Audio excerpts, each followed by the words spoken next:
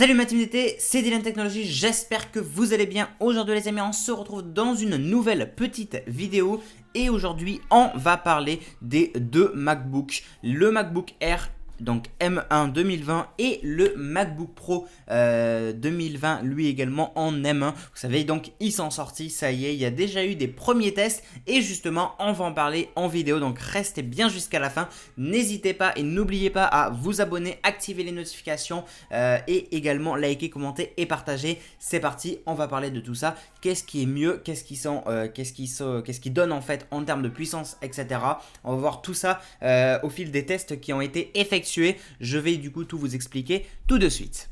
Et oui les amis, c'est parti, du coup on va voir tous ces tests. Donc il y a deux tests qui ont été effectués, donc du coup on va parler un petit peu de ces tests, voir ce que ça donne du coup sur les MacBooks. Donc en effet, donc il y a le test du MacBook Air et du MacBook Pro. Les deux tests ont été faits sur des machines qui sont au prix de départ, donc avec la configuration de départ, donc celle du MacBook Air à 1129 et l'autre du MacBook Pro à 1449 €. Donc là on commence par notre bon vieux MacBook Air, et comme Apple nous l'ont promis, plus de puissance, il chauffera moins, plus de batterie, etc. Avec la puce M1, il est 3,5 fois plus élevé, un processeur graphique 5 fois plus rapide, etc., etc. Et bien on va voir tout ça maintenant les amis, c'est un petit peu ce qui est prévu. Alors effectivement, durant le test qu'il y a eu, donc il y a eu un test qui a été effectué donc sur un site donc d'actualité américaine. Donc du coup on va un petit peu... Je voulais en faire une vidéo parce que je pense que c'est utile et ça peut peut-être moi comme vous aider peut-être sur un choix ou juste à simplement savoir. Donc c'est parti. Effectivement, d'après le site, les performances sur le MacBook Air sont très bonnes. C'est l'ordinateur soi-disant le plus impressionnant que j'ai utilisé depuis des années, donc dit le site. Il explique donc avoir pu faire tourner une douzaine d'applications sans aucun problème. Alors déjà là, première chose, une douzaine d'applications sans aucun problème, c'est clairement ouf en fait, c'est génial. C'est franchement 12 applications en simultané comme ça sur un processeur M1 donc qui est en 8 Go de RAM. Alors je vais faire une petite parenthèse qui est ma foi extrêmement importante.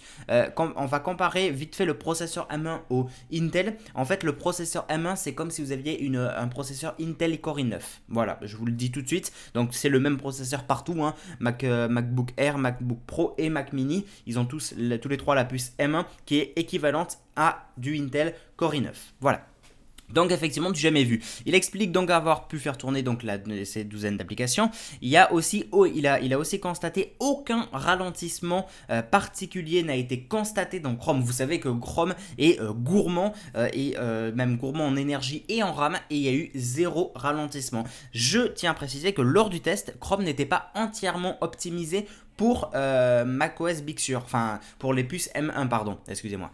Pour les puces M1 il n'était pas vraiment optimisé. Aujourd'hui ça y est, c'est officiel, depuis hier ou aujourd'hui je sais plus, Google Chrome est enfin optimisé pour les puces M1. Donc pendant le test il n'était pas optimisé et il n'y a eu aucun ralentissement, donc j'imagine que là c'est peut-être encore mieux. Voilà, le MacBook Air donc fonctionne comme un ordinateur portable de niveau professionnel dit le site. Il ajoute avoir utilisé Photoshop et Adobe Premiere Pro là encore sans aucun souci. Photoshop, vous connaissez tous. Adobe Premiere Pro, pour ceux qui ne connaîtraient peut-être pas, c'est l'équivalent, c'est un logiciel de montage vidéo professionnel, gourmand quand même, hein, un peu comme tous les logiciels de montage vidéo, un peu comme à la Final Cut Pro, au cas où, voilà, si ça vous dit quelque chose.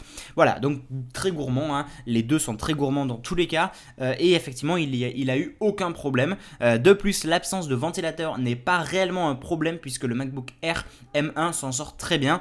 Ça on l'avait dit, effectivement il chauffe peu, et même pour un usage intensif d'après le test il a très clairement chauffé très peu, et ça c'est un très bon point positif. Je rappelle qu'il n'y a pas de ventilo justement, hein. C'était un peu le risque à prendre, mais ça, au final, ils ont gagné. On va dire ça comme ça. Concernant l'autonomie, le site dit tenir entre 8 et 10 heures avec le MacBook Air M1 pour un usage mixte, application native et application avec 86 Rosetta.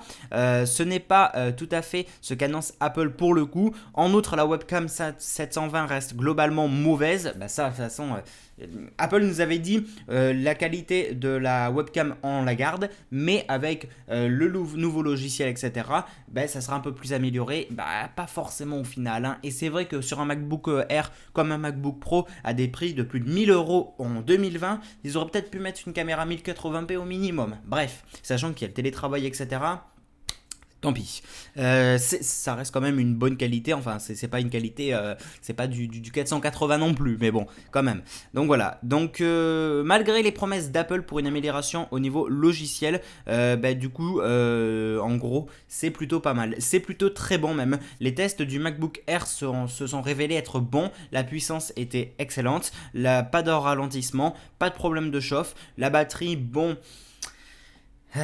C'est un peu mixte. Après, on peut concevoir que si vous utilisez, je vais dire une bêtise, hein, Photoshop, Final Cut Pro ou Adobe Premiere Pro en même temps, d'accord?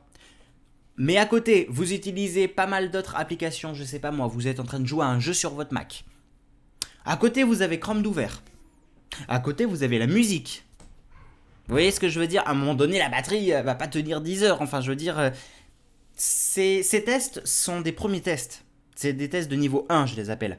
Donc, il y aura des tests encore plus poussés dans le temps. Plus le temps passera, plus il y aura des tests concrets. Vous voyez ce que je veux dire? Je dis pas qu'il n'est pas concret ce test, mais c'est un test, c'est un premier test en fait. Mais bon, on en saura un peu plus petit à petit. Bien, et si on passait du coup au MacBook Pro, les amis? Bien, alors maintenant on passe du coup au MacBook Pro, le profondément pro comme dirait Apple, avec la puce M1 et les 13 pouces, atteint une vitesse et une puissance sidérante. Il offre des performances de processeur jusqu'à 2,8 fois plus élevées, des performances graphiques jusqu'à 5 fois plus rapides, etc. Une vitesse d'apprentissage jusqu'à 11 fois alors que le MacBook Air c'était 9 fois, bref, et 20 heures d'autonomie. Ça c'est les promesses d'Apple comme on peut le voir effectivement sur leur site. Le prix de départ 1449 euros. Le test a été fait sur un MacBook Pro à 1449 euros en prix de départ en gros, hein, avec la puce M1 qui est jamais allé aussi loin d'après Apple, etc., etc.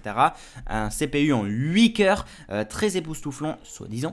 Bref, tout ça, j'apporte ma petite touche d'humour, mais on va voir tout ça ensemble de toute façon, les amis. Ne vous inquiétez pas. Alors, en effet, on a du nouveau concernant ce MacBook Pro. C'est notre fameux petit test. Également, toujours pareil, le même site a testé le MacBook Pro il y a quelques jours de cela et je vais vous lire ce qui est écrit sur le rapport. Alors pour le MacBook Pro M1, donc une note donc de rapidité est au rendez-vous. Ça on s'y attendait, effectivement plus de rapidité. Les applications s'ouvrent très vite. Tant mieux. D'ailleurs, je tiens juste à rappeler une petite chose, c'est que les MacBook Air ou Pro sous Intel mettaient environ entre 2 et 3 secondes à s'allumer, alors que sur M1, tu ouvres ton Mac, il est déjà allumé. Hein. C'est comme un iPhone ou quoi que ce soit. Et ça, c'est génial. Bien, donc on continue.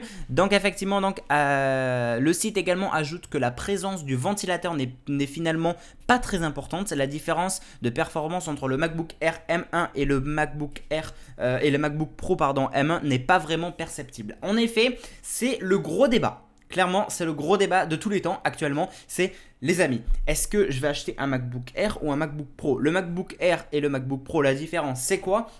Il est un tout petit peu plus puissant le MacBook Pro, mais ça se remarque presque pas. Il a des ventilateurs. Ok, il a plus d'autonomie et en gros c'est à peu près ça. Hein. Et du coup 300 euros de plus pour ça. Il y a aussi Touch Bar, c'est vrai, d'accord, mais voilà, c'est tout. Et au final, c'est vrai que c'est un immense débat et je suis d'accord et je suis en plein dedans. Et moi, je me dis, au final, je suis désolé, le MacBook Air, il y a eu des tests, Apple l'ont montré. On peut faire tourner Final Cut Pro, Adobe Premiere Pro, Photoshop, machin chouette. Bref, on peut tout faire tourner. En gros, hein, c'est une machine ultra puissante. Je vous rappelle que le M1 est l'équivalent donc du Intel Core i9. Donc, je suis désolé, mais autant partir sur du MacBook Air. Hein, à part si vous avez besoin, je sais pas moi, absolument de la Touch Bar. Mais sinon, voilà quoi. Hein, c'est un truc de ouf. C'est un truc de ouf quand même. Au final, le MacBook Air maintenant est devenu un Mac extrêmement rapide, extrêmement puissant et extrêmement performant. Bien, donc voilà. Donc effectivement, comme ils l'ont dit, la différence n'est pas vraiment perceptible par rapport donc aux performances. Voilà. Ensuite, en réalité, le ventilateur s'active peu souvent et ça c'est une bonne chose. Vous savez, il y a le ventilateur sur le MacBook Pro, et bien il s'active rarement et ça aussi c'est pas mal du tout. Concernant l'autonomie, donc ils ont tenu à préciser que ils ont tenu à peu près 20 heures en jouant une vidéo. Voilà, c'est ce qu'annonce donc Apple avec son MacBook Pro M1. Pour la webcam, la qualité reste mauvaise comme sur le MacBook Air, c'est la même de toute façon. Donc voilà. En réalité, il n'y a pas énormément à dire concernant du coup ce MacBook Pro en test. Pour l'instant, les tests, ils ont été globalement, c'est globalement la même chose que le MacBook Air, mais avec quelques différences quand même, toutefois. Donc effectivement, pour récapituler ces deux parties. Donc en gros, le MacBook Air, il est très bien. Très puissant, machin chouette comme on l'a vu avant. Le MacBook Pro pareil. Et au final, la différence, quelle est la réelle différence entre le MacBook Pro et le MacBook Air, à part son prix bien évidemment? Le MacBook Pro a touch bar, le MacBook Pro a un ventilateur, le MacBook Pro est soi-disant, mais je vous avoue c'est compliqué, mais enfin je dis pas soi-disant parce que c'est vrai, il est quand même plus puissant, mais au final le plus puissant qui est censé être sur le MacBook Pro ne se remarque quasiment pas, et c'est ça en fait l'énorme truc, c'est que ouais, ça ne se remarque quasiment pas, et du coup voilà. Donc je pense vous avoir à peu près tout dit concernant ces deux MacBooks. Dites-moi dans les commentaires si vous allez acheter un MacBook, si oui lequel, et si oui pourquoi surtout. Donc voilà, si vous prenez le MacBook Air, le MacBook Pro, j'aimerais également savoir pourquoi, qu'est-ce qui va vous faire prendre par exemple le MacBook Pro alors qu'il y a le MacBook Air, ou inversement. Ça peut être intéressant de débattre tout ça dans les commentaires. Donc voilà, je compte sur vous les amis. Et voilà les amis, c'est déjà la fin de cette vidéo. J'espère qu'elle vous aura plu. N'hésitez pas du coup à liker, commenter, partager. Ça me soutiendrait, ça m'aiderait énormément pour ma chaîne et mes vidéos. Donc n'hésitez pas à chaque vidéo, liker, commenter, partager. Ça m'aiderait vraiment beaucoup. N'hésitez pas du coup à vous abonner et activer toutes les notifications pour ne rien louper. À me suivre sur tous les réseaux sociaux. Tout est en description. Facebook, Twitter, Instagram, Snapchat. Tout est dans la description. Je compte sur vous. C'est hyper important et très utile également. Et du coup voilà, merci à tous d'avoir vu cette vidéo. On se retrouve du coup dans une prochaine vidéo. Ce soir normalement je serai en live, je vous tiens au courant, je vous confirmerai ça dans la journée. Donc voilà, en tout cas merci à tous d'avoir vu cette vidéo, et n'hésitez pas à la partager. Ça peut vraiment être aussi très important et utile de la partager autour. Voilà, ça peut aider des gens, donc ça peut être une bonne chose. Donc voilà, merci à tous d'avoir vu cette vidéo. C'était Dylan Technologies, salut tout le monde, ciao.